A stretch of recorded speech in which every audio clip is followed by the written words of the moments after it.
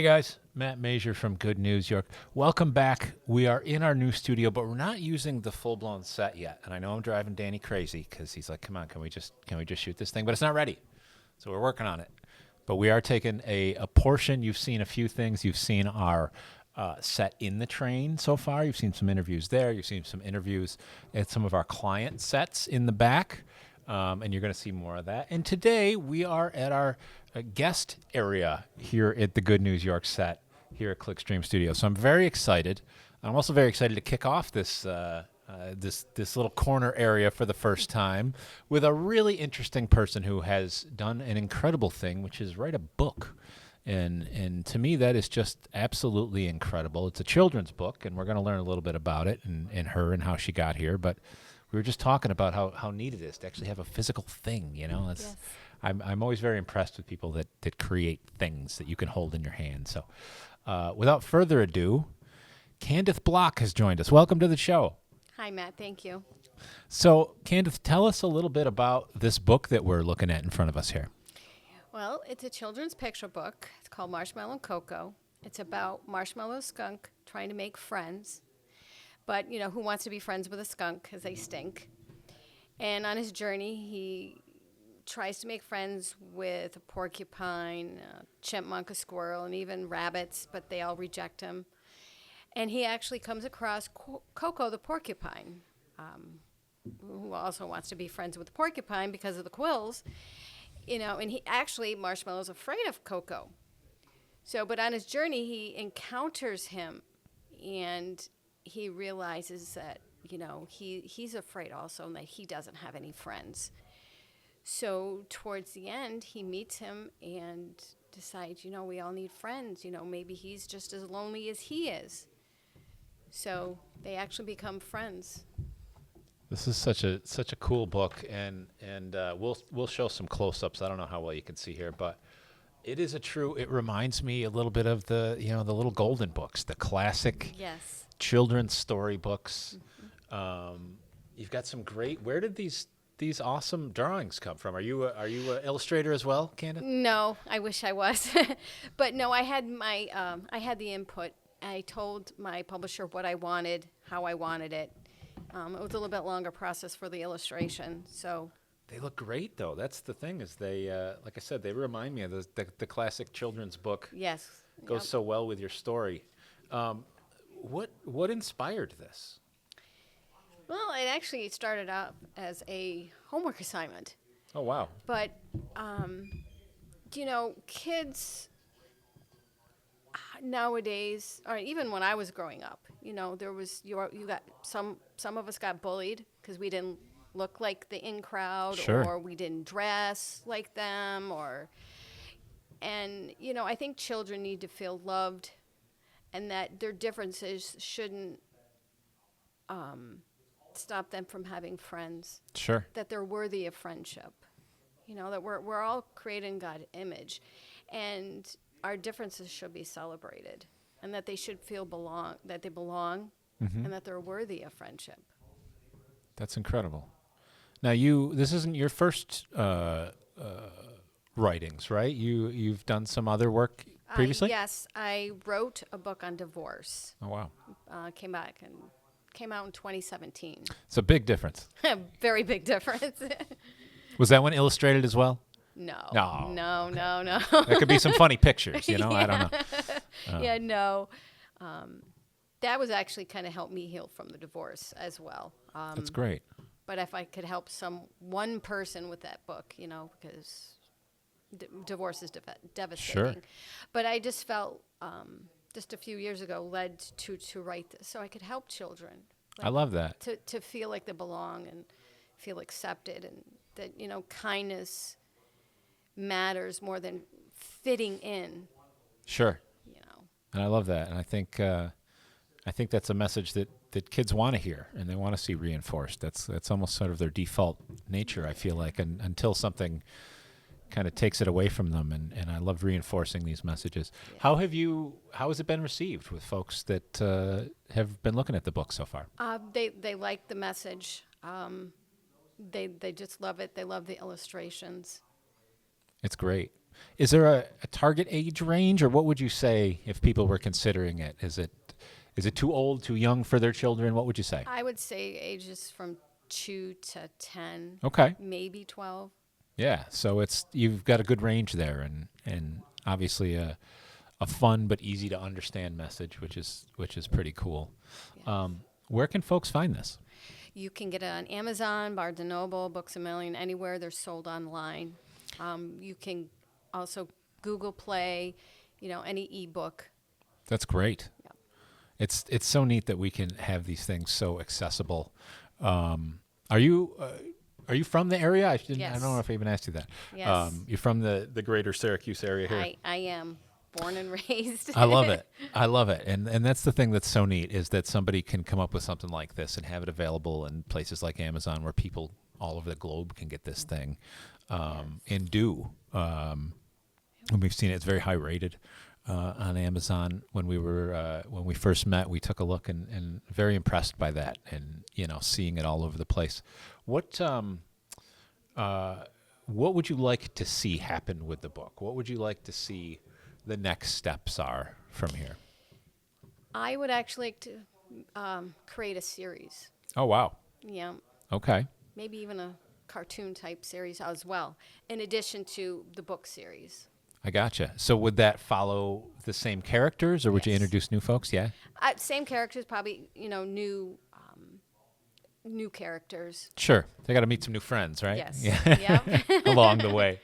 Can you give us a preview of like what types of things might they do later in the series?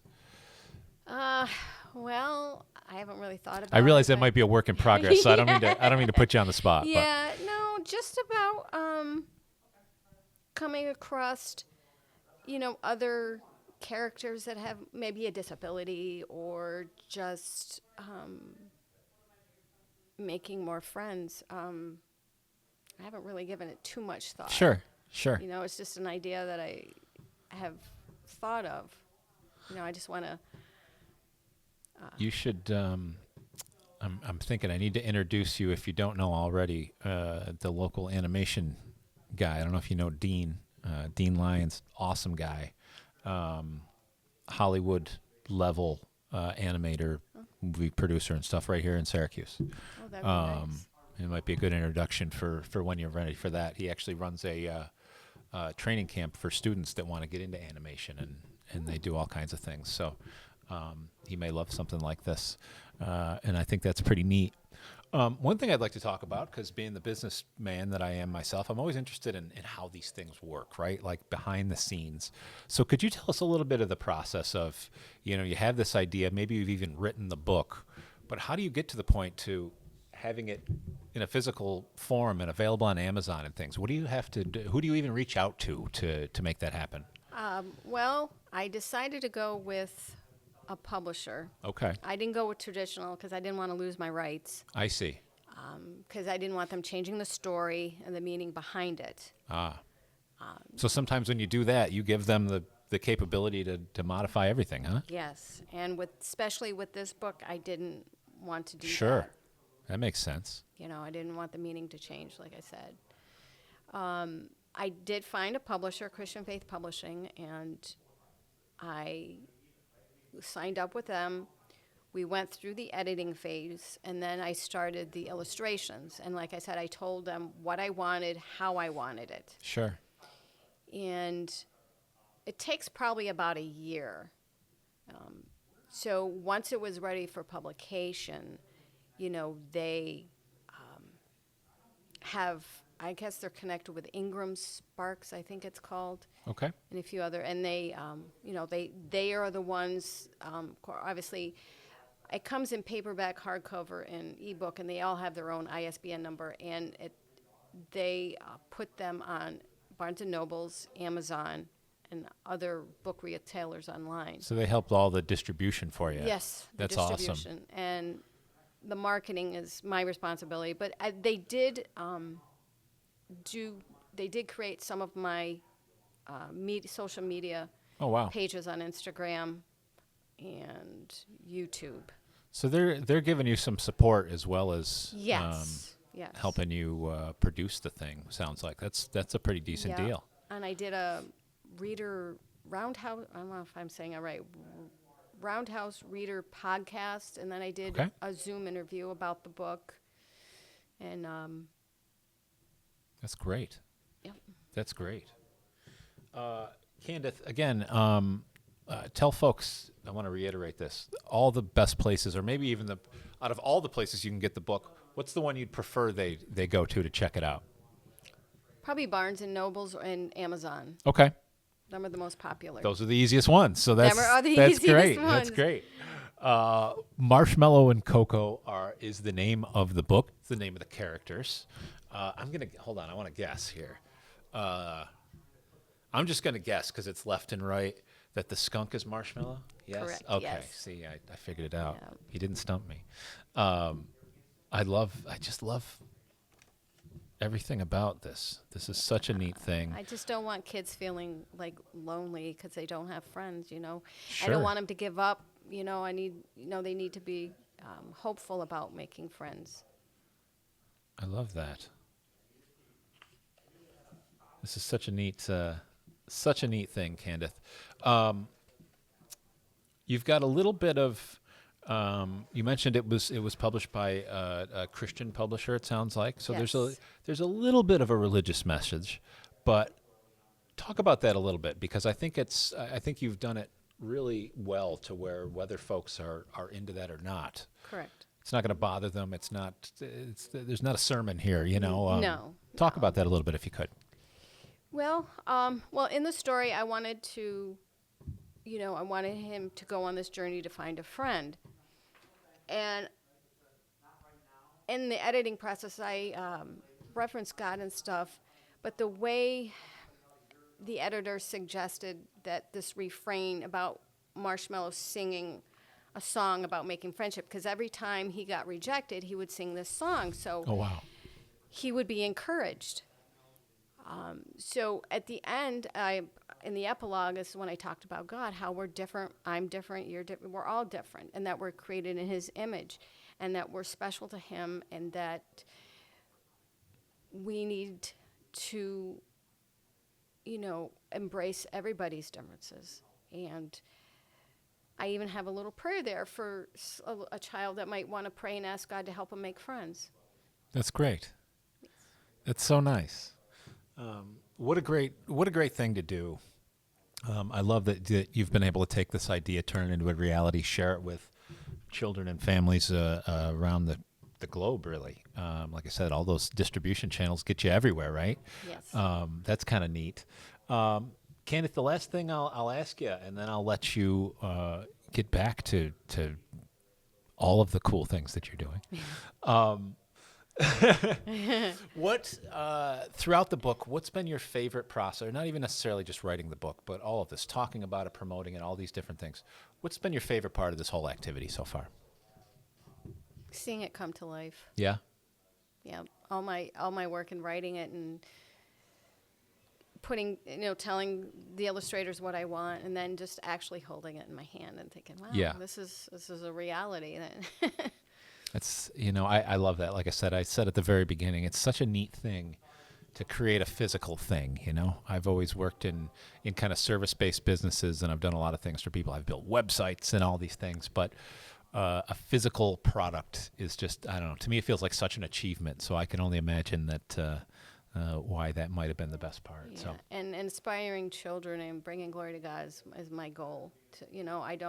Children are very important. Sure. 100%. 100%. That's what drives everything, right? Yes. Yes. We need somebody to take care of us when we are in a home somewhere, right? Yeah. That's why you gotta always tell people, Yeah. raising children is a little bit selfish because you want good people around when they're in charge. So I love it. Candith, thank you so much for joining Good News York. This has been an awesome, awesome time. Thank you for having me, Matt. Come back in the future when we do have new books and fun things and different activities to talk about. We would love to have you back anytime and to I'm promote planning those things. So. Another book kind of dedicated to my father. Oh, wow. It's a Bobby's Ice Cream Adventure. Oh, wow. Because his favorite thing in the whole world was ice cream. And it was just kind of a God thing that the last thing he ate was ice cream. Oh, wow. Before he passed, yeah. What was his favorite flavor?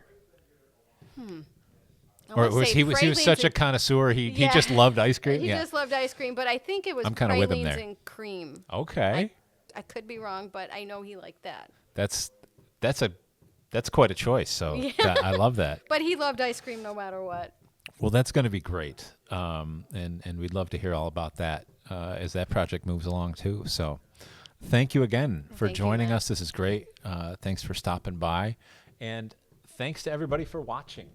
This has been a great interview for Good News York. We've got a lot more lined up this week, and then coming up soon, we're going to have our full regular segments as you're used to with the Full Blown Show. So we're almost back to that from our new location here at Clickstream Studios.